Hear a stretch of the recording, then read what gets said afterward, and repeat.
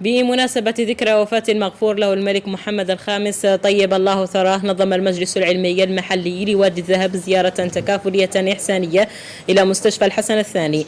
الزيارة عاد خلالها أعضاء المجلس بعض المرضى بالمستشفى وقدموا لهم بعض المساعدات الغذائية.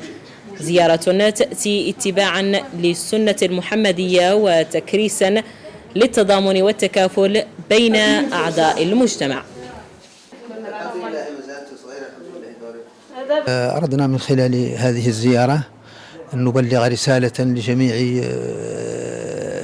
لجميع المواطنين أن نزلاء هذا المستشفى وكل مستشفى مرضى فهم يحتاجون إلى رعاية وإلى صلة رحم وإلى زيارة وتكافلية اجتماعية، وهذا النوع من النوع اللي تمنى رئيس الملائكة المقربين أن يكون من بني آدم ليقوم بهذا الدور، وهو زيارة المرضى.